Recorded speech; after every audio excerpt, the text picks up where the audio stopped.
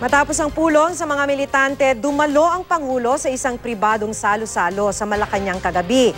Game na game pang naghandog ang Pangulo ng kanta sa mga bisita. Makibalita tayo kay Ian Cruz. Tila hindi napagod sa haba ng araw niya matapos ang unang State of the Nation Address o SONA.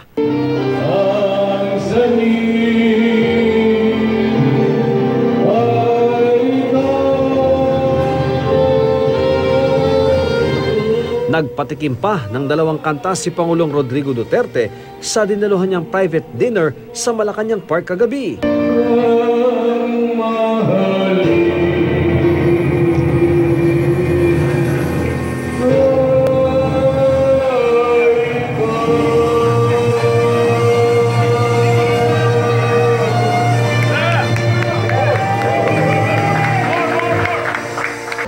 Ang partner niyang si Hanelet Avancenia nagustuhan daw ang talumpati ng Pangulo.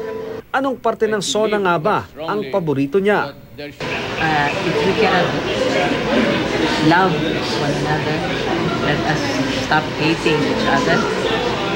Pero hindi lang ilang kaibigan ang naroon, kundi pati ilang miyembro ng media na ikwento ng Pangulo sa amin na may puntong nalilito siya sa teleprompter habang binibigkas ang talumpati sa SONA dahil sa kanyang salamin sa mata na tila raw nagdo-double vision.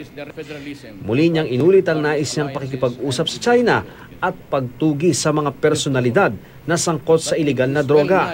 Hindi nakasama sa unang SONA ang anak na si Veronica o Kitty.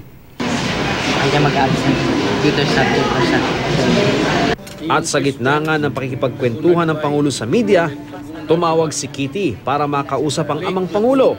Magiging paksaraw kasi sa klase nila ang tungkol sa unang SONA. Understanding, especially with the Moro people and the communists, mga NPA. Then I talked about drugs and the need to stop it. Then I talked about helping the poor. Ian Cruz, GMA News.